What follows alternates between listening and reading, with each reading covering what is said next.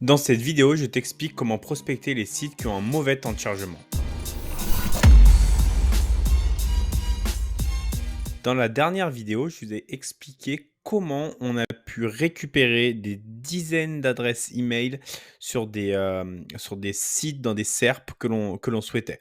Maintenant, dans cette vidéo, je vais vous expliquer comment, à l'aide de GTmetrix, on va pouvoir récupérer le temps de chargement de la vidéo et ainsi contacter par email la personne pour lui proposer nos services d'audit. Comme d'habitude, on va commencer par imaginer notre process sur WithMeCall. Donc, dans un premier temps, on va récupérer une liste d'URL et d'adresses email qui sont en fait dans un Google Sheet. Donc, tout à l'heure, on a vu dans la dernière vidéo un email et un site internet. Et maintenant, du coup, on va récupérer cette liste. On va faire un appel à GTmetrix. GTmetrix qui est un outil gratuit pour analyser le temps de chargement. On aurait très bien pu faire avec l'API Google. Moi, dans mon cas, j'ai préféré GTmetrix.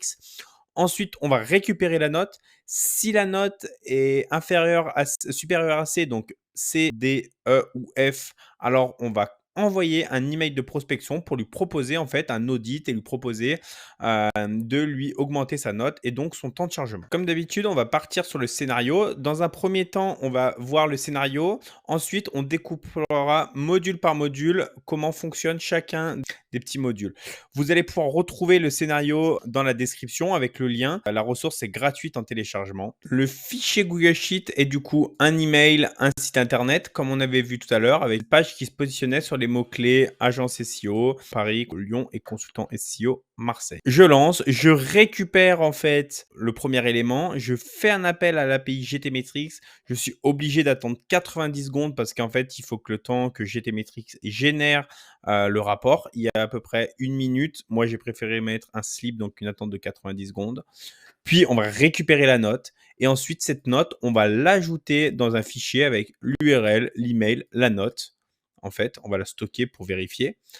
Et ensuite, moi, je vais pas envoyer en fait l'email parce que sinon, je risque de prospecter les gens, mais je vais créer un brouillon dans mon Google Sheet. On se retrouve maintenant avec, alors je n'ai pas généré le GTmetrix pour les 10 parce que c'était assez long. Du coup, j'en ai généré pour 2.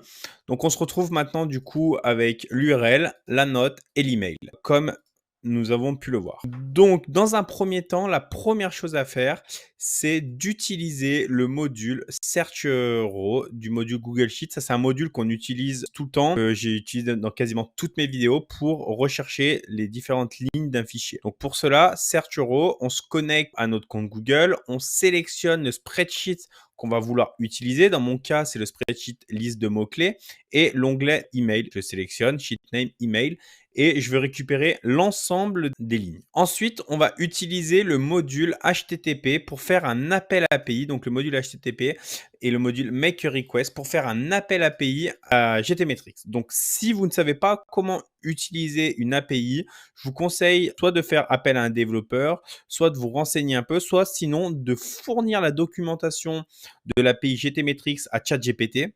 Et donc, lui va pouvoir vous guider en fait comment construire ces différentes requêtes. Alors, dans mon cas, l'API GTmetrix est assez simple à utiliser. Pourquoi? Alors, on utilise le module URL qui est en fait, enfin, le module Make a Request avec l'URL qui est celle-ci. Donc, ça, c'est la documentation qui vous la donne. C'est une méthode POST. La différence, la méthode POST, c'est pour en fait envoyer une requête. Quant à la méthode GET, c'est pour recevoir une réponse. Donc, dans notre cas, vu qu'on veut pousser et dire à GTmetrix de faire en fait un travail derrière, on va utiliser la méthode POST. Derrière, on utilise en fait le content time de type custom et la value, c'est ça, c'est application vnd.api plus JSON. Alors ça se trouve dans la documentation, tout simplement, c'est indiqué. Donc ça, vous pouvez vraiment demander à ChatGPT. La data, c'est celle-ci en fait. On lui dit, bah ok, tu me passes de la data avec une URL et l'URL, c'est en fait l'URL que tu me récupères site internet. Donc ça, vraiment, c'est encore une fois indiqué dans la documentation. Il y a d'autres valeurs qu'on peut utiliser. Les autres valeurs, elles sont facultatives. On peut utiliser est-ce qu'on veut un adblock, la position du serveur, etc. Tout ça est marqué dans la documentation. Dans mon cas, j'ai fait au plus simple. J'ai récupéré uniquement le site internet. Ensuite, pour se connecter, il y a une petite particularité sur GTmetrix. Il faut afficher les paramètres avancés et juste mettre username et mettre son API key. En fait, tout simplement, ça, c'est encore une fois, c'est indiqué dans la documentation. Une fois qu'on a fait ça, en fait, on va avoir une réponse qui est du coup ici, vous voyez, data ici. Et en fait, on va voir qu'est-ce que nous répond l'API. Du coup, elle nous trouve en fait un état. Dans data attribut, on peut se dire, OK, état cute, ça veut dire en fait en cours de génération. Après avoir testé, il semblerait qu'il y ait besoin de 1 minute pour que GTmetrix teste en fait et crée du coup le temps de chargement. C'est pour ça qu'en fait j'ai utilisé le module sleep. Le module sleep, vous l'avez ici et vous l'avez ici. C'est en fait un module d'attente. Combien de temps je veux attendre par seconde entre telle et telle opération. Ça évite en fait de tester toutes les 2 secondes est-ce que oui ou non l'API a terminé. On aurait pu faire un test, mais le problème, c'est que Make, vu qu'on paye à l'opération, si on testait toutes les 5 secondes, ça nous aurait coûté 12 opérations parce que 5 secondes fois 12 secondes égale 1 minute, le temps de génération du truc. Donc ça, c'est pour ça, pour éviter tout ça, j'utilise le module sleep. Ensuite, une fois qu'on a fait la méthode post, dans l'API et donc dans la documentation, pour recevoir en fait la note, la documentation nous dit d'utiliser la méthode get. Une fois qu'on a fait la méthode post, notre objectif est donc de récupérer en fait la note GTmetrix. Donc pour cela, on utilise encore le module HTTP make a request et cette fois, en fait, au lieu de faire un post, on va faire un get. Ça, c'est défini en fait dans la documentation, encore une fois. Sinon, faut savoir que le get, c'est pour récupérer, quand le post, c'est pour envoyer une information. En fait, on va récupérer du coup l'URL ici, parce que lorsqu'on va faire en fait un appel API, vous voyez ici, on nous dit là, link. Une fois que tu as fait l'appel API, en fait, ton résultat, il se retrouvera à cette URL. Ça, là, encore une fois, je ne l'ai pas inventé, c'est marqué dans la documentation. Donc, en fait, je récupère cette URL et moi, je lui dis, en fait, cette URL, qui est du coup dans le link, en fait, dans le résultat que tu m'as sorti ici, qui est dans le link, en fait, tout simplement, tu vas get, donc récupérer le contenu. Méthode get, récupérer le contenu. On parse une data parce que la data qui nous est retournée, c'est du JSON. Donc, c'est important de parser la data. Username, on met notre API key encore une fois. Et en fait, derrière, on va avoir différents éléments qui vont nous être retournés. Vous voyez, dans output, vous avez data, donc c'est le résultat.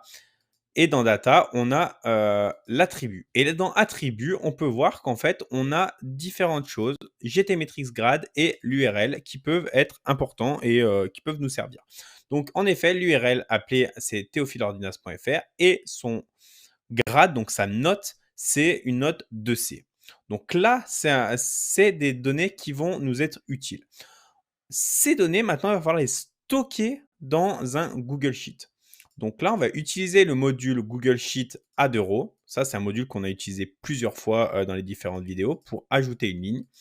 Et en fait, cette ligne, comment on va l'ajouter? On va sélectionner notre spreadsheet. Donc ici, c'est liste de mots-clés, post-rs/liste de mots-clés. On va choisir notre sheet name qui est du coup mon onglet notes ici. On va lui indiquer qu'on contient des headers parce que oui, on a des headers URL not email. Et ensuite, l'URL A. Donc en fait, l'URL A, je vais lui passer carrément en fait du coup l'URL de GTmetrix qu'elle me donne. En fait, j'aurais très bien pu, si je voulais passer ce champ site internet, c'est le même. La note, ici, je lui passe dans le champ note et l'email, je l'ajoute dans mon champ email pour derrière avoir en fait une URL, une note, un email, tout simplement. Dans notre exemple, je l'ai vraiment fait que sur 2 sites internet. Il faudrait vraiment le faire en masse sur l'ensemble des sites internet si vous faites de la prospection. Mais que j'en fasse sur 2 ou sur 10, le process est exactement le même. Ce qu'il faut juste vérifier, c'est que vous ayez assez de crédit GTmetrix. Sinon, dans ce cas-là, s'il y a une erreur, on ajoute ici, on peut ajouter une erreur et faire soit par exemple faire un stop, par exemple, donc un break, soit derrière on peut envoyer un message Discord, un email, se dire hey, attention, tu n'as plus de crédit, par exemple, ça peut être une option. Dans mon cas, je pars du principe que on a des crédits.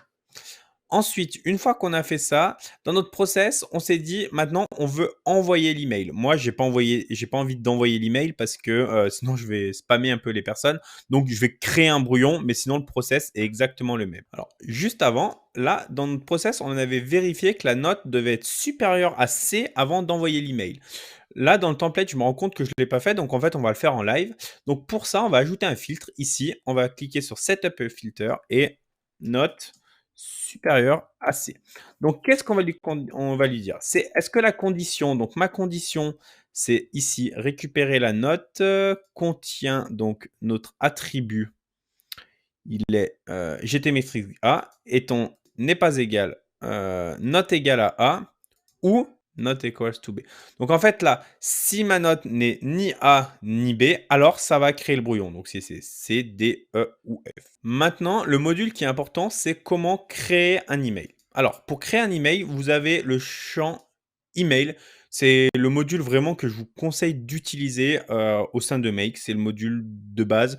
Vous avez également le module Gmail de tête ou Outlook. Moi, je vous conseille vraiment d'utiliser le module Gmail. Pour utiliser le module Gmail, vous cliquez sur Ajouter, ici une connection.